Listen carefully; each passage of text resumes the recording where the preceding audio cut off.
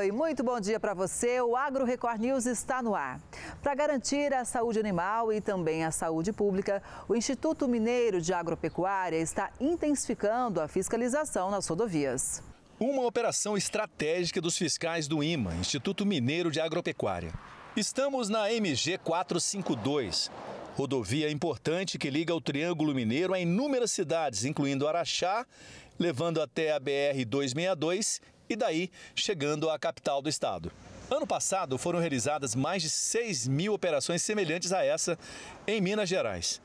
Essa é a primeira com a participação dos 6 fiscais que ficaram concentrados na busca por informações sanitárias e fiscais de cargas vivas ou de produtos de origem animal ou vegetal.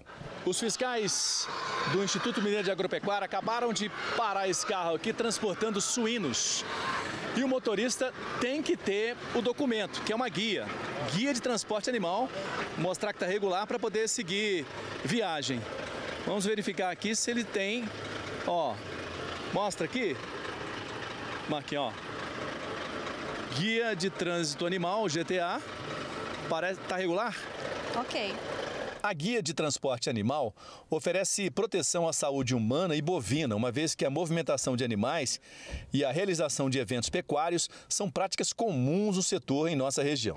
Aqui tem o QR Code, que eles vão fazer a leitura no equipamento, né? E aí pega todos os dados e manda para o Instituto Mineiro de Agropecuária. Por que é importante falar ou ter essa documentação? Com licença, só um instantinho aqui.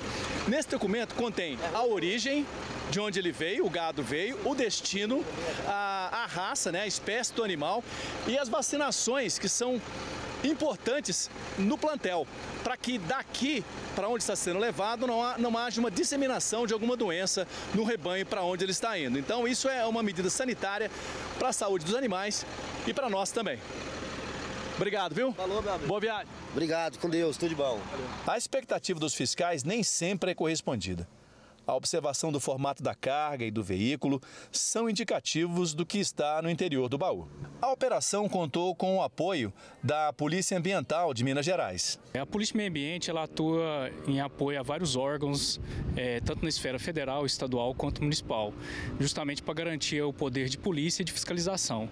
Na data de hoje nós estamos aí apoiando o IMA, que é o Instituto Mineiro Agropecuário, e justamente para esse motivo, garantir o poder de fiscalização deles, que o IMA ele trabalha ali na parte de fiscalização de produtos agropecuários e de origem animal. Então eles vê todo o processo aí, desde a base, da origem ali do animal, as inspeções, a parte de vacinação, isso tudo para chegar até o destino final, que é ali o comércio, onde todos irão usufruir, né? Então será com maior segurança. Essa carga de banana apresentou irregularidades fitossanitárias e não pôde seguir viagem. Todos nós sabemos, né, que a difusão de doenças contagiosas ocorre principalmente pelo trânsito agropecuário. E no evento pecuário a gente tem diversas origens, né, que se aglomeram em um recinto e se houver algum animal com alguma doença nesse local, a chance de se espalhar para outros animais é muito grande, né, porque eles têm um contato muito próximo um do outro, né. Recentemente, em Uberaba, durante um leilão nacional de raças, fiscais do IMA identificaram 78 bovinos com os GTAs adulteradas. A detecção da irregularidade no documento retirou os animais do leilão e evitou um possível risco de contaminação de outros rebanhos. Ribeirão Preto, no interior de São Paulo, foi sede da abertura da safra de cana, açúcar e álcool. Mais de 1.200 pessoas discutiram a cultura e também os desafios do setor. Mercado, produtividade, sustentabilidade e responsabilidade social. Esses são alguns dos temas que estão sendo discutidos na 9ª Datagro, abertura de safra de cana, açúcar e etanol em Ribeirão Preto, no interior paulista. Mais de 1.200 pessoas se inscreveram para os 2 dias de evento. No palco, além de um balanço da safra 2024-2025, também estão sendo apresentadas projeções para a próxima temporada e os desafios enfrentados pelo setor. O clima é sempre uma preocupação, mas as estimativas indicam que provavelmente a gente vai ter um ano menos negativo, menos impactado do que foi o ano passado e as previsões estão indicando uma situação próxima da normalidade, pelo menos para os meses em que os modelos de previsão de clima conseguem antever. Então, nós estamos deixando de ter a anomalia do Laninha e a gente deve entrar numa provável zona de neutralidade. A previsão para a safra 2024-2025 na região Centro-Sul, que encerra no dia 31 de março, é de uma moagem de 621 milhões de toneladas de cana, parte dela bis, que é a cana da safra anterior, que não foi colhida a tempo do fechamento. Agora, mesmo com todos os desafios como o clima e as queimadas, a perspectiva para a safra 25-26, que começa no dia 1º de abril, é bem otimista. Por todos esses efeitos combinados, o efeito da ressaca da seca do ano passado, a precipitação que recuperou a partir de outubro, o volume de cannabis que agora é menor, a gente está prevendo uma moagem para a safra 25-26, que nós estamos prevendo 612 milhões de toneladas de cana, uma produção de açúcar muito próxima do recorde, que é o recorde de 23-24, de 42,35 milhões de toneladas de açúcar, e uma produção de álcool de 34,7 bilhões de litros, que é muito próxima do recorde do ano passado. O estado de São Paulo, apesar de não ter a maior área plantada, é o que mais exporta. São 6 milhões de hectares em produção, 101 mil produtores de cana, cerca de 90 mil de pequenos produtores. Um setor muito forte em sustentabilidade, que estoca carbono, uma colheita mecanizada, com combustíveis renováveis. Hoje você extrai tudo da cana. Nós temos um pré-sal caipira em São Paulo, 6 milhões de hectares para produzir etanol de primeira, de segunda, SAF, biogás, biometano, são as agroindústrias. E nós temos quase 200 usinas no estado de São Paulo, 80 delas estão a 20 km de gasodutos já existentes. Então é um setor líder em produção, em sustentabilidade, com uma função social gigantesca. Cada vez mais são implantadas ferramentas para o desenvolvimento de práticas responsáveis para os produtores rurais, como as dessa ONG, que há 30 anos oferece soluções customizáveis. A gente trabalha focado ali nos prestadores de serviço e também nos fornecedores de cana e olhando para essas boas práticas sociais. Então a responsabilidade social, por exemplo, olhando para questões trabalhistas, para não violação de direitos humanos, para questões legais mesmo do ambiente de trabalho, tudo isso, e também para as questões ambientais. Então, quando você olha, por exemplo, para uma fazenda, como que ela está em relação ao seu cumprimento legal? Ela tem área de reserva, as APPs estão conservadas, como que eles tratam esses resíduos da produção? Então, a gente tem trabalhado programas para a melhoria contínua do desempenho socioambiental da produção de cana-de-açúcar. E mesmo com todas as ressalvas, esse é um bom momento para o setor. É um bom momento, um momento que mostra desafios, mas também oportunidades, né? Então, oportunidades que surgem porque o mercado livre mundial continua crescendo 2 milhões de toneladas por ano e o Brasil é o país mais competitivo para atender o atendimento desse mercado. Em breve, a geração de biogás a partir de resíduos da citricultura vai ser uma realidade aqui no Brasil. A primeira planta começou a ser construída em Bebedouro, no interior paulista. A planta tem 195 mil metros quadrados e terá capacidade para tratar 400 metros cúbicos por hora de resíduos da indústria de citros. O processo de aprovação para o início das obras contou com o apoio da CETESB e das secretarias estaduais do Meio Ambiente e Agricultura e Abastecimento. O coordenador de transição energética da Secretaria da Agricultura disse que é mais um passo importante rumo ao processo de geração de energia limpa em São Paulo. Praticamente todos os setores do agro, eles podem, gerar biogás e biometano, porque é a matéria orgânica que a gente usa, que é colocada num biodigestor, aí tem algumas tecnologias, e a partir daí vai gerar biogás e um resíduo líquido que também é utilizado. Então é extremamente importante a gente ter essa primeira planta, para o setor, principalmente da citricultura, que ainda está olhando pouco para isso, e não só a citricultura, muitos outros. Acho que a cana tem um pouco, a suinocultura tem um pouco, a avicultura tem um pouco, Mas a gente precisa de muito estímulo, então esse projeto tem que ser muito divulgado. Na indústria, a substituição de combustíveis fósseis por biogás será capaz de reduzir em mais de 20% a emissão de gás carbônico. O investimento na construção é de um grupo francês, que no Brasil é líder na exportação de suco de limão. A planta em Bebedouro deve ficar pronta no primeiro semestre do ano que vem. Vai gerar empregos novos, pense que é um setor novo, então as pessoas têm que ser treinadas, têm que ser capacitadas para isso. Vai gerar energia limpa, né, de uma outra forma do que a gente não está tão acostumado, né? Estamos acostumados principalmente com a energia solar. Outras questões relacionadas à qualidade do meio ambiente, do saneamento. Então, além do biogás, você gerar o resíduo, né, o bioinsumo, também vai gerar outra fonte de renda para a região, então extremamente importante. A procura pela laranja aumentou e, com isso, os preços reagiram. A volta às aulas após o feriado prolongado, o forte calor e a oferta de frutas pequenas elevaram o preço da laranja de mesa in natura na última semana. Isso porque a demanda aumentou. De acordo com levantamentos do CPEA, a variedade peira foi negociada em média a R$ 94,89 a caixa de 40,8 quilos, um aumento de 4,19% em relação à semana anterior. A lima ácida Tahiti também segue com as cotações em alta.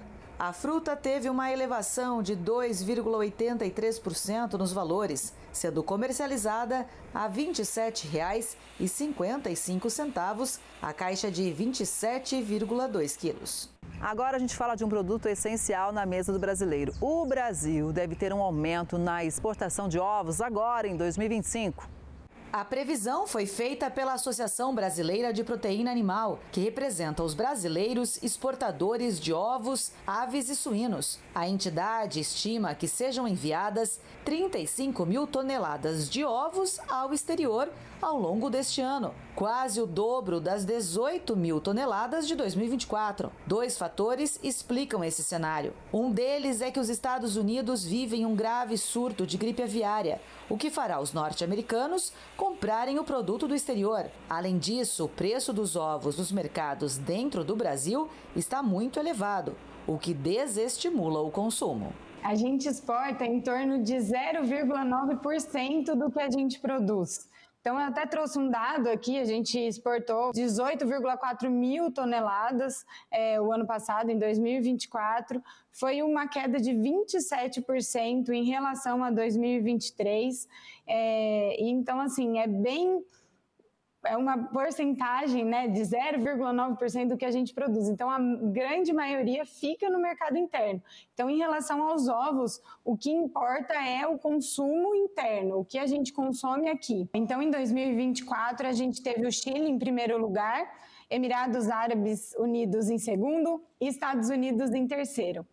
Tá, isso em 2024. Em janeiro, Emirados Árabes em primeiro, Serra Leoa em segundo e os Estados Unidos em terceiro novamente, já com uma alta de 33% a mais do que quando a gente compara mesmo o período do ano passado. Então, a gente já viu em janeiro uma maior exportação para os Estados Unidos e essa tendência deve continuar devido ao que eles estão passando, o período que eles estão passando e a oportunidade que o Brasil vem tendo aí. A gente vê também na carne bovina essa oportunidade e agora nos ovos também. É importante a gente lembrar que a gente não exportava para os Estados Unidos para consumo humano, e agora tem essa possibilidade e eu acredito que o Brasil tem potencial aí para atender, vem se profissionalizando cada vez mais, então tem oferta para isso, então a gente consegue sim atender a demanda dos Estados Unidos. No mercado interno, a expectativa é que nos próximos meses ocorra uma estabilidade nos preços.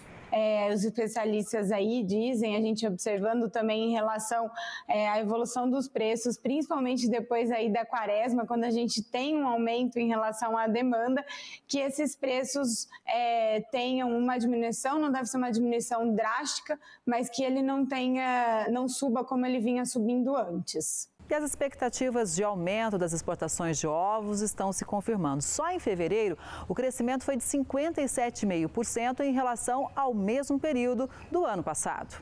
No segundo mês do ano, as exportações brasileiras de ovos, incluindo produtos in natura e processados, totalizaram 4.936.000 dólares em receita, 63,2% a mais do que em 2024. De acordo com a Associação Brasileira de Proteína Animal, a ABPA, em volume foram embarcadas 2.527 toneladas, um incremento de 57,5% em relação às 1.604 toneladas de fevereiro do ano passado. Os Emirados Árabes Unidos, principal destino das exportações, importaram no último mês 548 toneladas de ovos, uma pequena queda de 2,6%.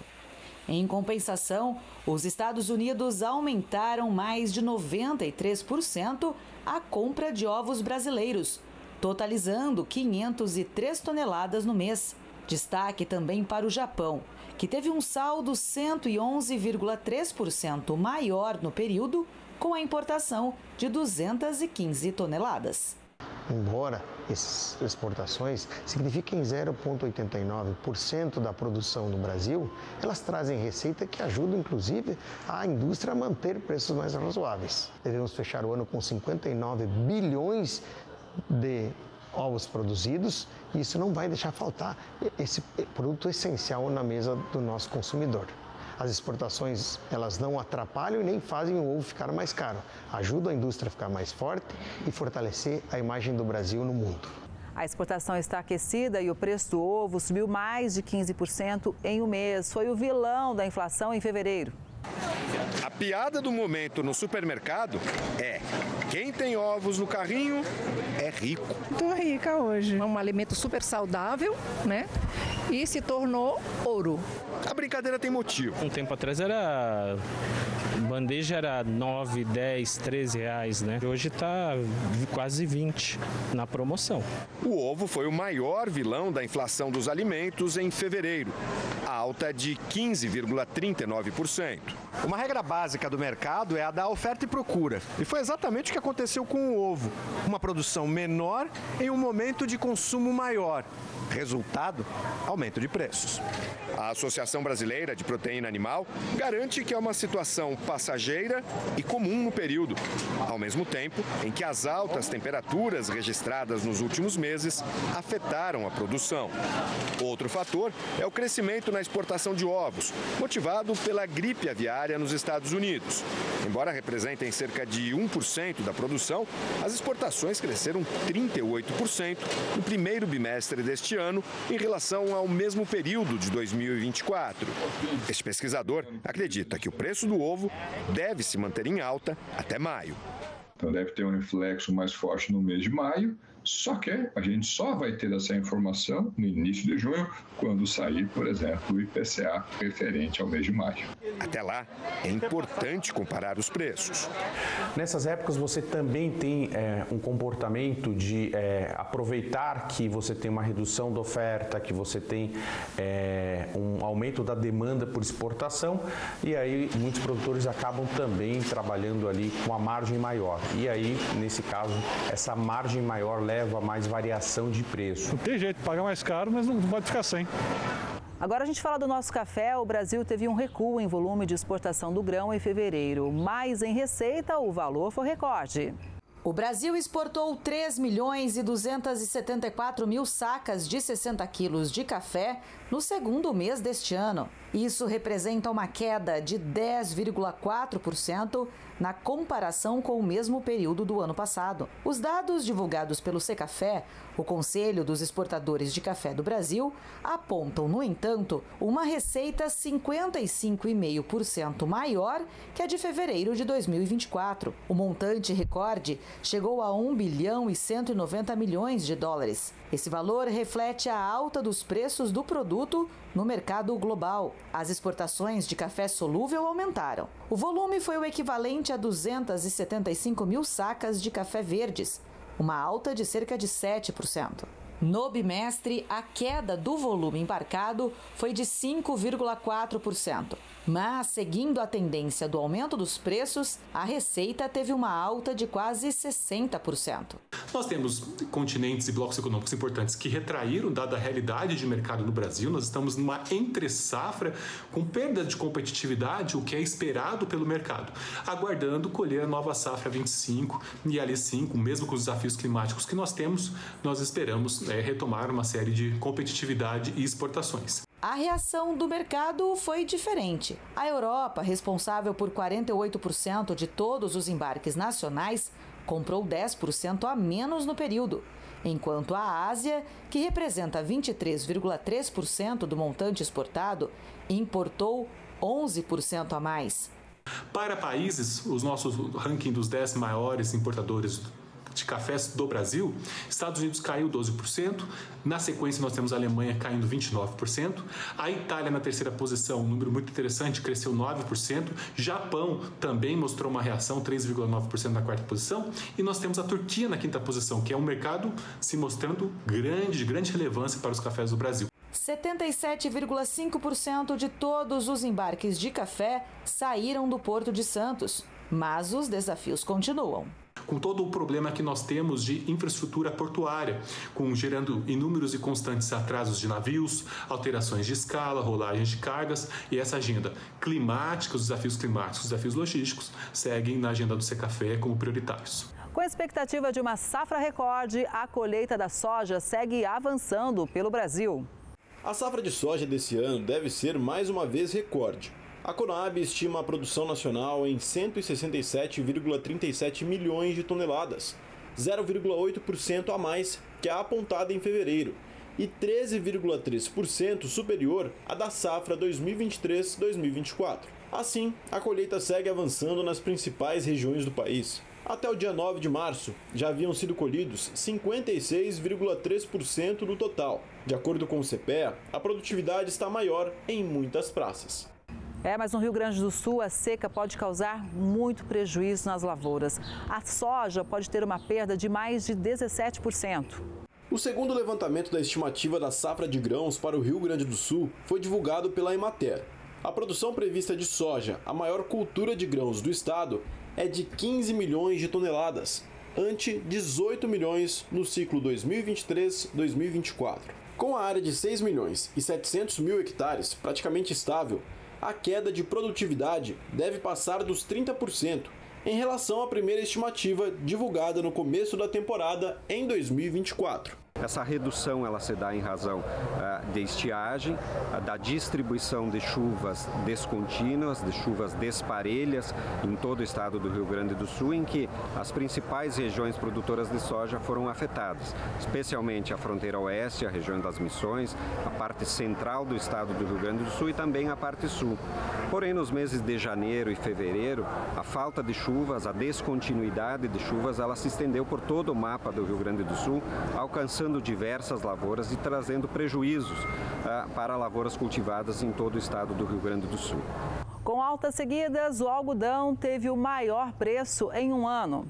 No dia 6 de março, o indicador CPEA atingiu R$ 4,23 por libra peso, com pagamento em 8 dias, o maior valor desde 14 de março de 2024. Pesquisadores apontam que os agentes priorizam os embarques de pluma ao mercado externo. As recentes valorizações internacionais favorecem a postura mais resistente de vendedores para novos negócios. Do lado da demanda, as indústrias compram lotes de forma pontual, visando repor estoque ou atender à necessidade imediata. Foi retomada a produção de banana no norte fluminense, no Rio de Janeiro. Os produtores estão investindo no cultivo da fruta. Sérgio e o filho estão neste cultivo há 10 anos. A principal renda familiar vem desta pequena propriedade em um assentamento no município de Campos dos Goitacazes. 30% da área é dedicada ao cultivo desta fruta, rica em vitamina A, vitamina C, fibras e potássio. Banana é o que sustenta a propriedade aqui. Apesar de que tem um gadinho também, mas a banana é um prato cheio. Os cachos de bananas podem ter de 5 a 20 pencas e podem pesar de 30 a 50 quilos. Entre as mais consumidas está a banana prata. Ela é uma banana bastante adaptada à região porque ela tem um porte legal para uma região que venta muito. Obviamente que a gente pode fazer quebra-vento e outras coisas. Mas em segundo lugar, e talvez o principal, é que a banana prata ela é muito consumida no estado do Rio de Janeiro. A plantação tem uma altura mediana, ideal para suportar os ventos da região. Sérgio explica que a fruta tem boa adaptação na planície Goitacá. Se adaptou muito bem, que a princípio, conforme agora, dá uma banana boa, gostosa, um tamanho interessante e a gente vende sem problema nenhum. A produção de banana no Rio de Janeiro é extensiva, com pequenas propriedades e cultivo em áreas de encosta. A produção da fruta enfrenta vários desafios, como problemas de logística, qualidade, competitividade e ambientais. Em Campos, os pequenos agricultores são cadastrados nas vendas diretas para os governos, e isso garante o escoamento. Este apoio é fundamental em uma cidade que busca a retomada da agricultura. O que a gente precisa ter mesmo, e o poder público está batendo muito nessa tecla, são as melhores condições de comercialização. A gente tem que criar, como a gente está falando do SEASA, da nova feira do mercado, das feiras livres de Campos, boa parte dessa produção que a gente está vendo aqui está na feira de Campos. A história da cultura da banana no estado do Rio de Janeiro mostra que a fruta sempre recebeu atenção secundária, sendo cultivada em áreas não ocupadas por culturas como a cana-de-açúcar, café e cítricos. Manter o foco e fazer investimentos faz toda a diferença. Agora eu vou começar a alavancar a agricultura de novo e vou plantar mais mudas e vou crescer a lavoura para poder a gente ter uma grande, ou uma média, né, sustentabilidade. Os pequenos cultivos, como o do seu Sérgio, acontecem em todo o estado do Rio de Janeiro. São plantações com cerca de 8 hectares e como a banana é muito consumida, a venda é bem rápida. Banana é um excelente negócio. Em qualquer lugar, dá trabalho, é difícil, mas é um negócio porque o consumidor está aí ávido por um produto de qualidade. Banana não fica na roça, não. Tem semana que a gente tira 10 caixas, 20 caixas, 5, mas é interessante plantar banana. O preço do milho se mantém alta aqui no mercado interno. Confira. A demanda forte e os estoques baixos sustentam a alta e preço em todas as regiões acompanhadas pelo CPEA. No encerramento da semana passada, o indicador Exalc-Bovespa se aproximava dos R$ 90 a saca de 60 quilos, valor registrado pela última vez em abril de 2022. Dados da Companhia Nacional de Abastecimento indicam que os estoques iniciais da temporada 2024-2025 são de pouco mais de 2 milhões de toneladas, inferior aos 2 milhões e 100 mil toneladas apontadas em fevereiro de 2025 e bem abaixo dos 7 milhões e 200 mil toneladas da safra 2023-2024. O estoque atual representa apenas 2,4% do consumo anual do milho pelo mercado interno, estimado pela Conab em quase 87 milhões de toneladas em 2024-2025. A produção de feijão da safra 2024-2025 deve ter um crescimento de 1,5% e as exportações também estão em alta.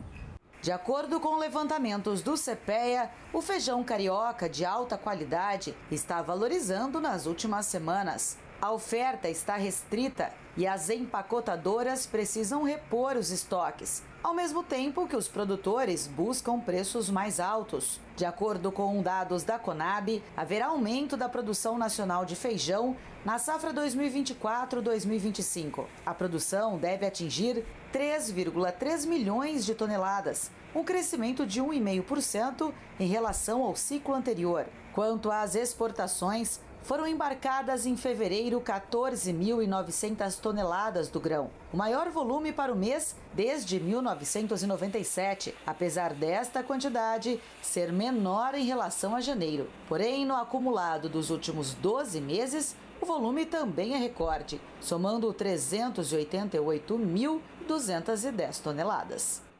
A alta no preço do cacau está deixando o chocolate mais caro. Para onde se olha tem ovos de Páscoa pendurados. Opções não faltam, mas os preços não estão tão doces assim. No ano passado, 58 milhões de ovos de chocolate foram produzidos e colocados à venda no mercado brasileiro.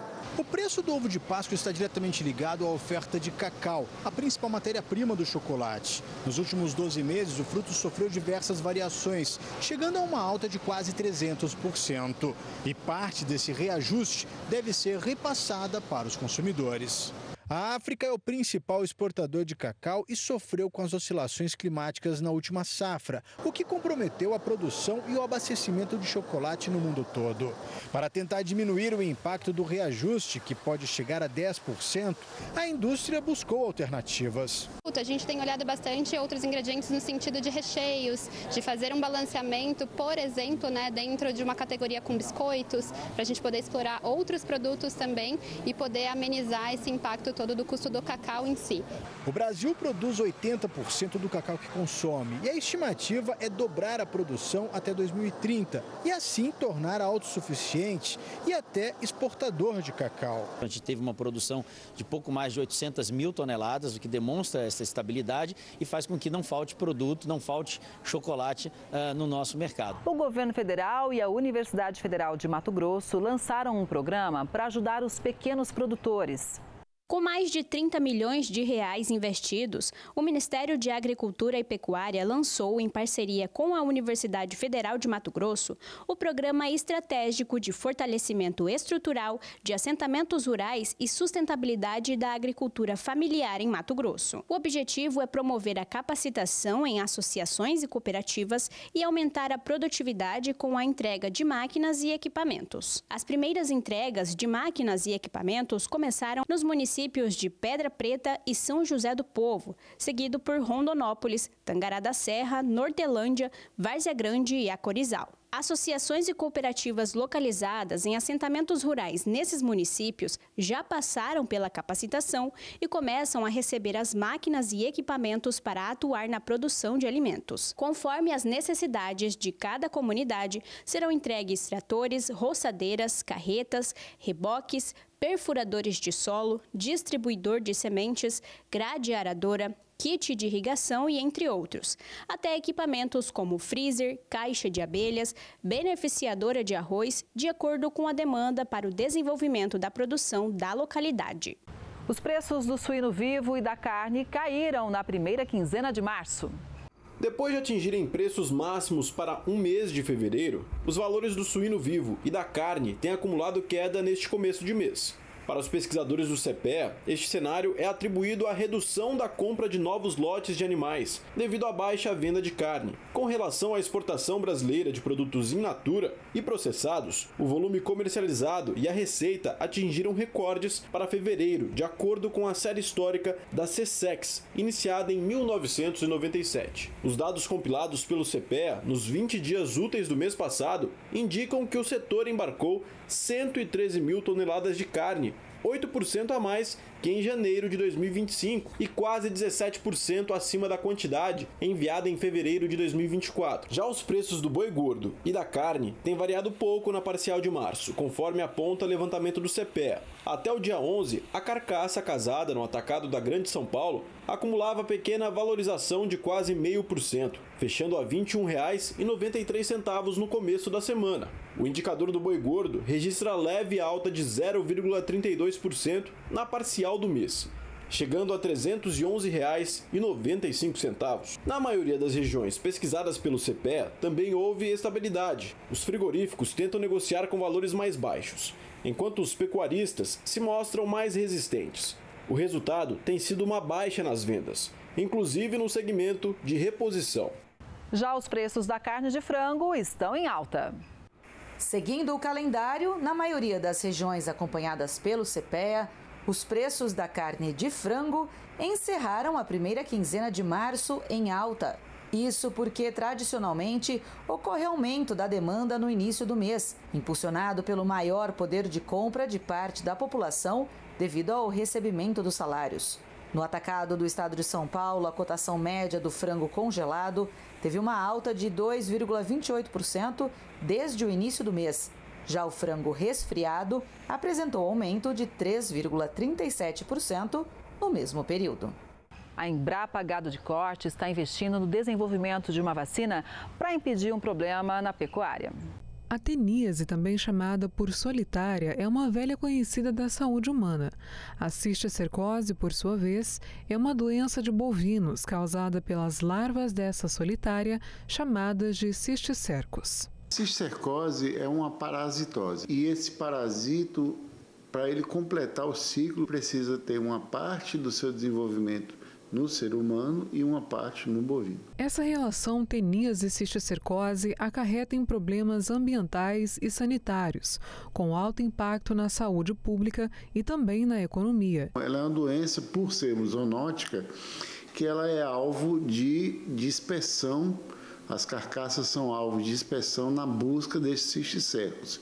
Então isso pode provocar um prejuízo em termos de perda de proteína animal, né? E uma perda também para o produtor em função da condenação eventual ou tratamento das carcaças. Para encarar esse cenário desafiador, pesquisadores da Embrapa e parceiros tiveram a iniciativa de desenvolver uma vacina a partir de 2 proteínas. Nós já estamos testando essa vacina em camundongos, terminamos esses experimentos e já estamos analisando a resposta imune e em seguida nós vamos já fazer os experimentos também com bovino, na qual nós vamos vacinar os animais e depois desafiar com ovos do parasita para ver se ela protege contra a instalação desse cisticerco. Além de garantir uma proteção direta contra a doença, o uso de uma vacina pode trazer uma série de benefícios para toda a cadeia produtiva de carne bovina, garantindo segurança,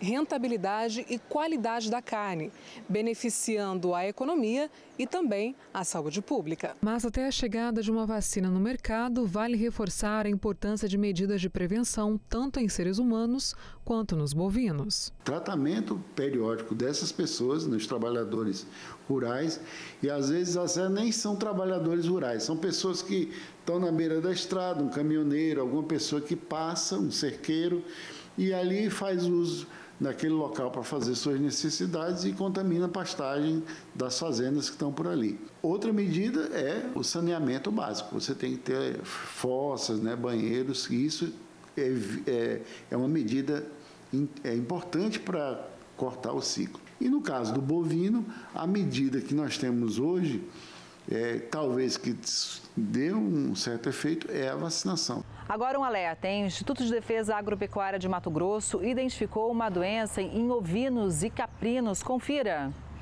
Os produtores devem ficar atentos. A doença pode ser transmitida para outros animais e também para humanos através do contato ou de materiais contaminados.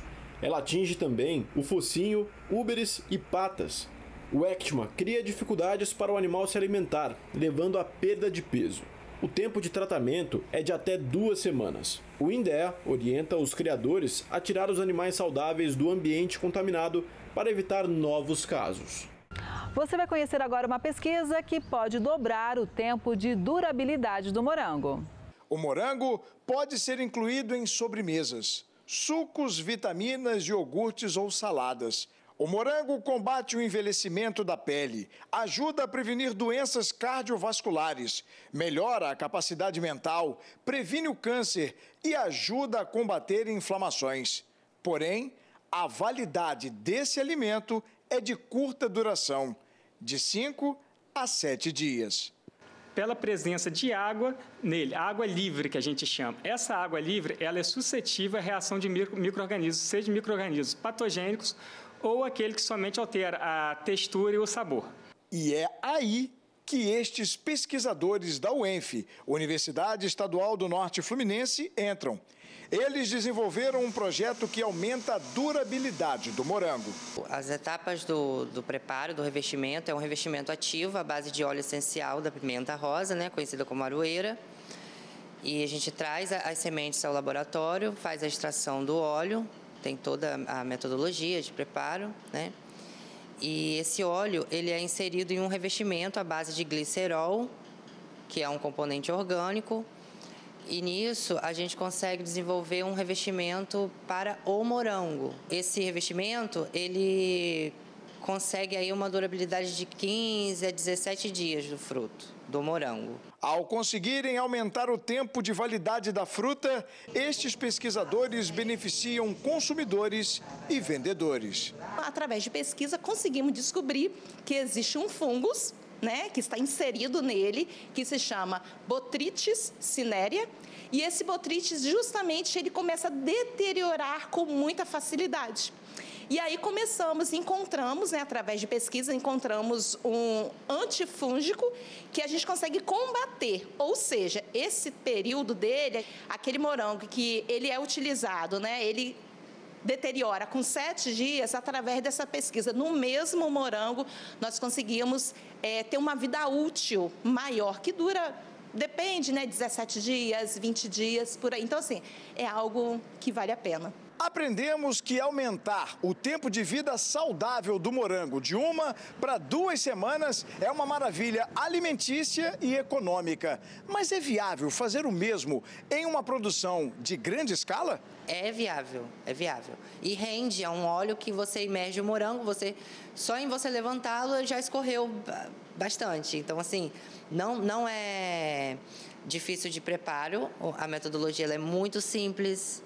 Então, assim, com esses ensinamentos que nós vamos levar até os produtores, eles vão conseguir aplicá-los sim no morango. Comprovado. Mais tempo para os morangos e menos desperdício. Agora é fazer esta boa ideia ganhar mercado afora. Será que dá para aumentar a validade de outras frutas? Ainda é algo para ser pesquisado, né? Porque assim, realmente uma pesquisa ela dura assim, muitos anos, que são muitos detalhes, são muitas coisas que nós vamos pesquisar, cada detalhe, cada situação é uma nova situação. Mas assim, a pesquisa está aí, né? Para a gente continuar e não parar. Um sabor conquistou de vez os brasileiros, é o do pistache. O tempo de colheita pode demorar de 7 a 10 anos. Esta cafeteria foi aberta há 8 anos. No início só tinha um item no cardápio com pistache. Hoje são mais de 20 opções para os clientes, desde bebidas variadas até pratos salgados e doces. Em 2023, o pistache estourou mundialmente. E para suprir essa demanda, nós tivemos que produzir, que criar diversos outros itens, tanto doces quanto salgados. A procura fez aumentar as vendas dos itens com pistache. Hoje eles representam 50% dos doces vendidos aqui.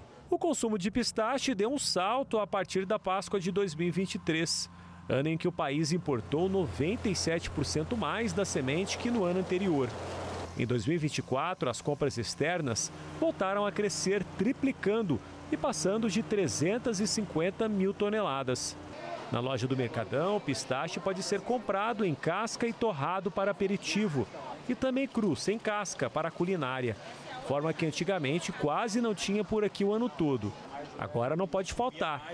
Nem o alto preço, R$ 280 o quilo, assusta os consumidores. Hoje é anual a procura do pistache. Antigamente não, era mais nas datas de finais de ano e Páscoa. Hoje ela já é o ano inteiro a procura por pistache cru. O pessoal já está utilizando mais nos pratos durante o ano todo. Além do sabor, pistache tem diversas vitaminas, ajuda a matar a fome, contribui para o funcionamento do intestino e previne várias doenças. Pistache é uma semente com textura levemente oleosa de coloração verde. O tempo de colheita pode demorar entre 7 e 10 anos após o plantio. É originária da Ásia, mas quem lidera a produção mundial atualmente são os Estados Unidos. A planta por lá passou por um melhoramento genético e tem o cultivo concentrado no calor do estado da Califórnia. Por isso, o Ceará, que tem características climáticas semelhantes, estuda em parceria com a Embrapa trazer a semente para ser plantada no Brasil. Se isso acontecer, vai ser bom para os consumidores e para o comércio, porque o preço deve cair. Na sorveteria, onde o sabor de pistache existe há 3 décadas, o consumo também cresceu, 10 quilos por dia, o dobro de antes do boom em 2023. Antigamente vendia bem menos, né? Era pouco conhecido o pistache. Hoje não, já se fala muito no pistache, então já vende bastante. Praticamente mais do que dobrou de uns anos para cá a venda de pistache, né? E hoje está entre os 10 mais vendidos da sorveteria. No litoral norte do Rio Grande do Sul, os pescadores trabalham com a ajuda dos botos e agora um projeto recebeu um financiamento internacional. Todos os dias, pescadores vão cedo para a praia e só soltam a rede para capturar cardumes de tainha quando os botos chegam. Eles entram no canal da Via Corrente aqui, né?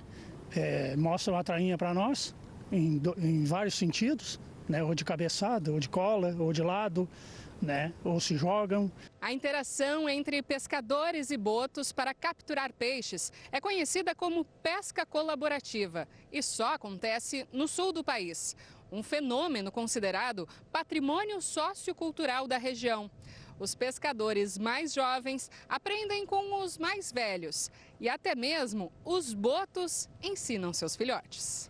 O boto também se beneficia porque provavelmente essas tainhas ficam ali atordoadas e o boto pode escolher qual pegar, gastando-se menos energia e talvez podendo investir essa energia em outras atividades da sua vida, como cuidado dos filhotes, né, como a longevidade. Agora, a pesca colaborativa ganhou o incentivo de R$720 mil de uma instituição britânica de preservação do meio ambiente. Para que a gente entenda exatamente quais são esses riscos de extinção, quais são os impactos que essa espécie está sofrendo e como é que a gente vai poder achar essas grandes soluções. Ao longo de 2 anos, o dinheiro vai ser usado para ações de monitoramento da população de botos e campanhas de conscientização, além de apoio às famílias que dependem da pesca colaborativa, uma forma de preservar os animais e a tradição da região. Você aí gosta de cavalos, mas não convive muito no meio? A gente traz uma curiosidade para você. Vamos revelar por que o casqueamento faz toda a diferença para o desempenho durante as competições. A Tui é essa égua de 3 anos. Hoje, ela saiu da baia para um dia de cuidado bastante especial e muito importante para a saúde dela, o casqueamento. Um procedimento que consiste em aparar os cascos dos animais. A importância do ferrageamento, do casqueamento do animal, principalmente nas pistas de salto, é muito importante o equilíbrio dele, entendeu? É importante a pisada dele, o apoio que ele tem, entendeu? Para não ter perigo de escorregar, não ter perigo de se torcer, uma torção num salto. Isso é uma coisa muito importante aqui, saindo daqui e principalmente lá na pista. O casqueamento é um trabalho com vários processos. Primeiro, o ferrador retira a ferradura. Depois, limpa a sujeira e remove o excesso do casco, como se cortasse uma unha. Em seguida, passa uma lixa. Então, ele esquenta a ferradura no forno de forja para moldá-la. Com a peça quente, coloca no casco para cauterizar e estabilizar a ferradura. Por fim, faz a fixação com os cravos. Rolou até um carinho. Não tem nem palavra para dizer de tão bom que é. Tanto de confiança que eles passam pra gente, que a gente acaba passando para eles também, entendeu? E faz muito tempo que eu tenho animal, que eu mexo com animal. Uma coisa que é inexplicável, inexplicável. Mas o casqueamento é ainda mais importante para cavalos atletas. Ter um bom equilíbrio afeta também no bom desempenho do animal dentro das pistas, principalmente no hipismo. A Alana é atleta há 5 anos. Ela conta que o casqueamento feito de forma regular é essencial para as competições. Não consegue fazer um bom percurso, um bom treino, um bom trabalho, obter bons resultados se não tiver um bom cuidado através das cocheiras. O casqueamento é mais um exemplo de que a relação entre cavalo e ser humano pode ser eterna quando existe cuidado dos dois lados. Ele é muito apegado na gente, aparentemente ele é muito ciumento também, ele é muito birrento. Então é bom ficar com o cavalo, levar ele para pastar, dar banho nele. Muito bom isso para sua conexão com o cavalo fora das pistas. As mulheres conquistam cada vez mais espaço no agronegócio brasileiro, né? E a capacidade de inovar é apenas um dos fatores que fazem total diferença para o sucesso do negócio.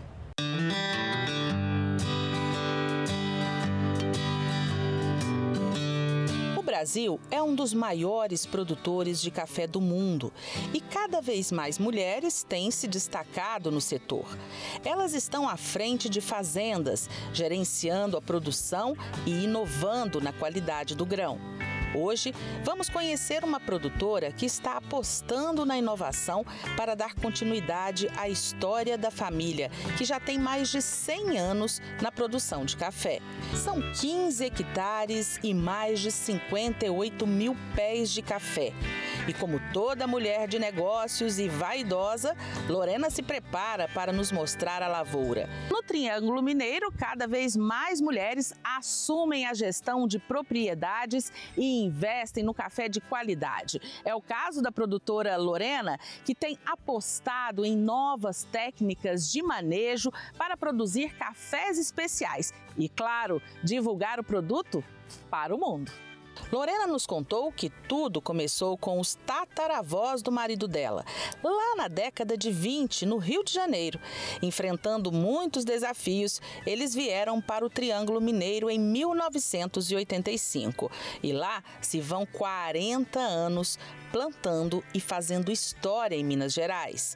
Ela entrou para a família há 14 anos e logo se apaixonou pela produção de café. Mas será que ela entende mesmo do assunto? Nesse estágio que está o café, é importante a gente ver, né, que ele está em estado de granação do grão. Aí é importante a gente verificar como que está o desenvolvimento desse grão lá dentro, inclusive ver se não tem ataque de broca dentro dele, porque se tiver tendo um ataque de broca, tem que entrar pulverizando, né, para poder tentar, né, tirar o máximo possível dessa praga, e isso, porque senão isso aqui interfere depois no preço do café lá na frente, quando a gente colher o café e beneficiar, né? Apesar dos avanços, a presença feminina no setor ainda enfrenta alguns desafios. Mesmo a gente tendo bastante informação, sabendo do que a gente está fazendo, as coisas têm que ser assim, assim, assim, ainda existe aquele certo... Como é que é a palavra? Ainda existe aquele certo preconceito. O que vai fazer você se diferenciar é você saber daquilo que você está fazendo, né? E ninguém tira isso de você. Ninguém tira isso de você. É seu, né? Ela nos conta também como começou o desejo de produzir um café especial. Há uns 5 anos atrás, quando começou a vir à tona mesmo essa onda do café, né? A gente começou a perceber, né, que tinha outras possibilidades, tinha outros meios da gente trabalhar com o café. E se a gente quisesse crescer, a gente tinha que sair da nossa zona de conforto. E hoje, né, a gente está aí com o nosso café torrado, trabalhamos com várias torrefações também no Brasil, né, onde a gente manda o nosso café daqui e vai direto para essas torrefações lá. Então, assim, é um trabalho muito bonito que devido ao nosso esforço de buscar saber melhor do produto que a gente tem, possibilitou a gente abrir novos mercados, né? Essas qualidades fizeram Lorena empreender em outros negócios. Um deles é o turismo. O turismo, eu falo que aqui na fazenda, ele é um trabalho social que a gente faz aqui. Por quê? Porque a gente leva o conhecimento para os consumidores finais sobre como é feito todo o processo do café antes da xícara, né? Lorena também faz história na internet. Mundialmente falando, o consumo do nosso cafezinho aumentou muito. A turma anda gostando de tomar café. Com vídeos informativos e engraçados, a produtora de café de Indianópolis está divulgando o café mineiro pelo mundo. A gente tem um grupo muito forte de mulheres cafeicultoras aqui na nossa região. Lorena faz parte de um time de mulheres que transforma o café no país e inspira novas gerações. A gente leva experiências para as pessoas e cria memórias, né? Isso é muito bom. Passou rápido, né? O Agro Record News de hoje fica por aqui. Muito obrigada pela sua audiência. A gente se vê no próximo programa. Até lá!